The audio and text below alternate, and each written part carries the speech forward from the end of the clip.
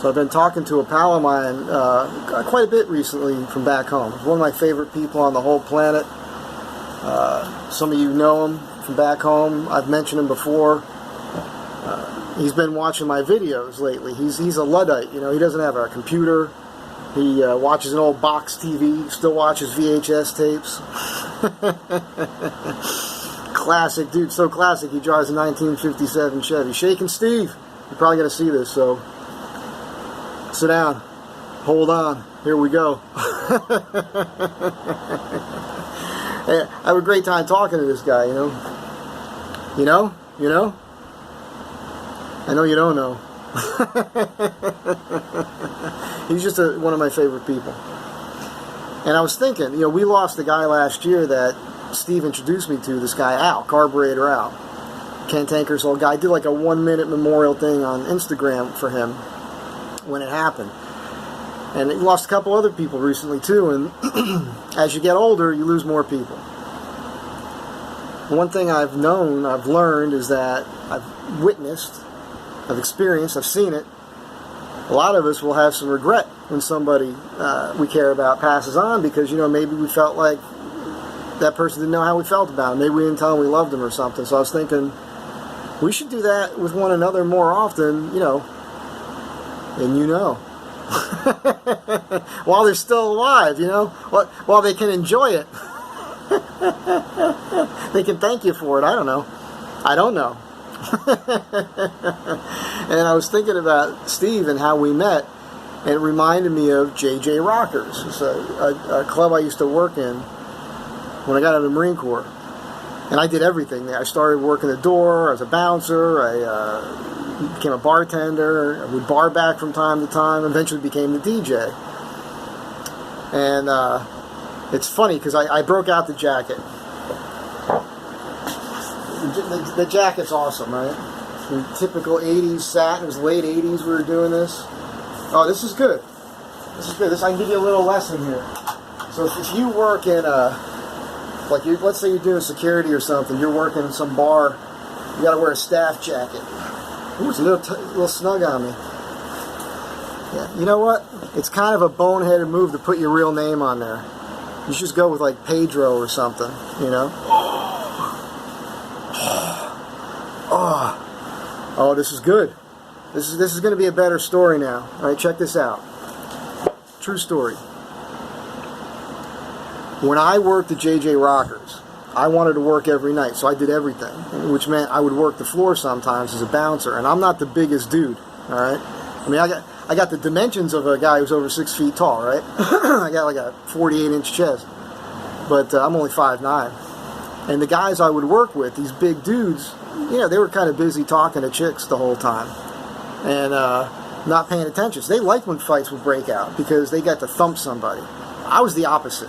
I built a box that was about 20 inches tall, and I put it up against the wall underneath the DJ booth, and I could see all the other bouncers. And I would watch what was happening. I guess I can't keep it on the whole time.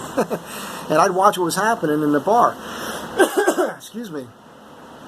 And so I'd stop the fights before they happened. I'd see two guys getting into it, and I'd put the clown nose on, and I'd walk over, and I'd get between them. Like, hey, stop clowning around, all right? You know, I'd buy them a Coke, I'd send one guy to one bar, another guy to the other bar, and that'd be the end of the fight. They'd laugh about, like, what the hell is this? True story. It's like movie shit right there, but I really did that. When I worked the floor, there was hardly ever any fights. That's awesome. Look at this thing. So, I met Steve because a buddy of mine had been the DJ, and he knew Steve. I didn't. And Steve used to sit at this bar across the street from the Yak and Yak, which is where he was the DJ, and have a few drinks before work.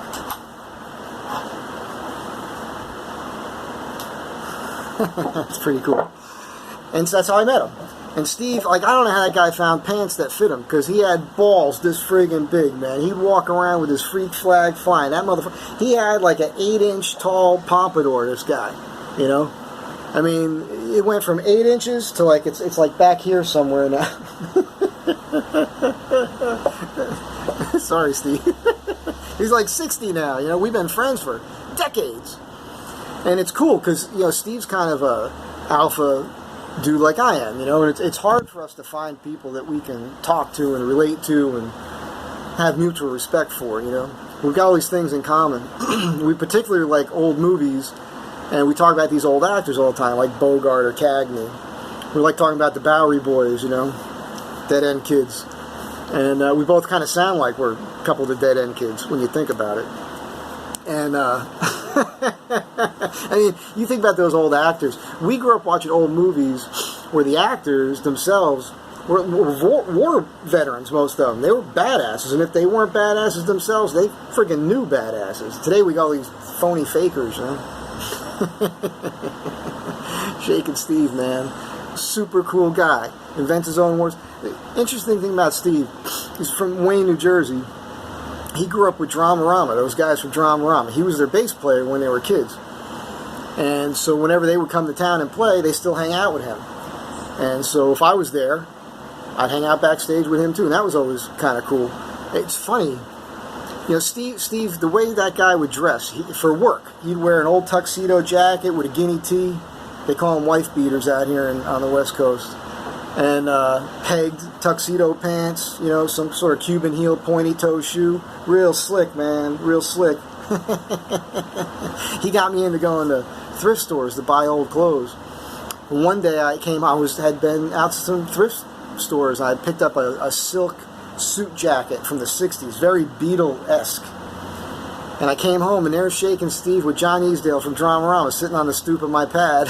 That's how I met him. That was awesome. And when I come home, we cruise. Steve's got this 57. We cruise in that car. We listen to Social Distortion and Iggy Pop and New York Dolls and just cruise and have a good time talking about life, just being dudes. And it's awesome. It's good to have those kind of friends in your life, you know. And you do know. It's a funny thing. I'll tell you a funny thing about Steve. He hates when I tell this story, but it's just so funny. You watch old movies. You ever see any of the movies where somebody's died and now they're a ghost? You ever notice they're always wearing the clothes they died in, right? So knowing that, Steve's the kind of guy that anytime he has to fly, he wears a tuxedo. Because, you know, in the afterworld, when you're walking the earth as a ghost, you got to look good, man. You still got to look slick. It's not about dressing for success or dressing for the life you want. It's about dressing so that your ghost can look cool walking the face of the earth after you're friggin' dead. That ain't going to work for me. You know, I mean, I wear shorts and a t-shirt every day. My ghost is going to be mistaken for a friggin' bum. You know, that's what my ghost is going to be mistaken for. Anyhow, there's so many stories I could tell about working in the nightclub business in the 80s at the Shore and Shakin' Steve and the other. I just know so many cool people, and I just want to say I love you, man. And I'm doing this so that hopefully it motivates more of you to do this for your friends, you know. We should all tell each other how we feel, you know, even if it's not good, because that could lead to a discussion where maybe you can straighten some shit out, right? And if you got friends you can't be yourself with, they're not your friends. If you got people in your life you got to walk on eggshells around all the time, you feel like you can't be yourself, distance yourself, man. Find the people you can be yourself with. That's the most important thing. Have a good day. Be good to each other. Bye.